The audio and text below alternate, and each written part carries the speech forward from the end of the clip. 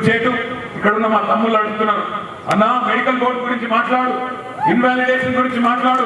ఆనాడు కేసీఆర్ గారి ప్రభుత్వంలో 16,000 మందికి మనం మెడికల్ బోర్డు ద్వారా వారసత్వ ఉద్యోగాలకు ఏదో కోర్టు చిక్కుంటే ఈ రకంగా ఇవ్వడం జరిగింది. కానీ ఇవాళ ఏమైతుంది, సింగరేణిలో వారసత్వ ఉద్యోగాలు ఇవ్వకపోగా, మెడికల్ బోర్డు పెట్టకపోగా, ఇంకా మీదికెళ్ళి ఉప ముఖ్యమంత్రి గారు శాసన మండలిలో స్టేట్మెంట్ ఇచ్చిండు.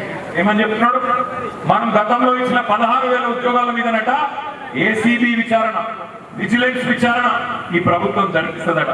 నేను దమ్ముంటే ముఖ్యమంత్రిని, మంత్రిని అడుగుతా ఉన్నాం, ఉప ముఖ్యమంత్రి గారిని అడుగుతా ఉన్నా, దమ్ముంటే నీ బావమరి సుజన్ రెడ్డి మీద వెంటనే ఒక సిట్ అయ్యి ఏసీబీ ఎంక్వైరీ అయ్యి ఎవడు దొంగనో ఎవడు దొంగతనం చేసి బయటకు వస్తుంది.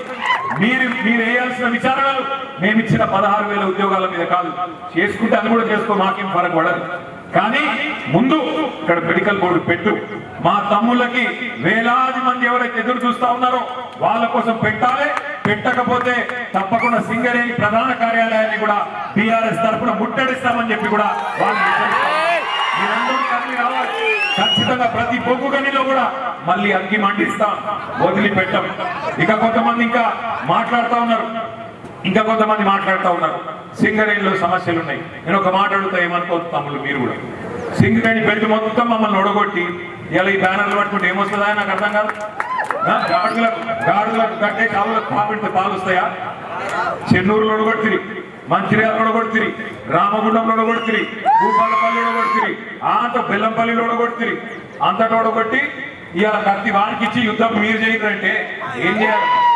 కేసీఆర్ చేసినప్పుడేమో బ్రహ్మాండంగా సింగరేణి కార్మికులకు బోనస్ ఇచ్చి, ఫిట్మెంట్ ఇచ్చి, మీకు ఇచ్చిన 10 వాగ్దానాల్లో 9 అమలు చేసి బ్రహ్మాండంగా మిమ్మల్ని కడుపులో పెట్టుకొని చూసుకుంటే మా వాళ్ళనేమో ఇంటికి పంపిస్తుంది.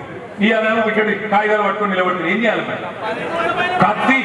కత్తి వానికి ఇచ్చి యుద్ధం అమలు చేయమంటే ఇది ఎక్కడ న్యాయం తమ్మి? ఇవాళ కేసీఆర్ అన్నా మీరు ఎక్కడ బీఆర్ఎస్ వాళ్ళు కొట్లాడాలి, బరాబర్ కొట్లాడతాం. కానీ కలిసి రండి, కదిలి రండి.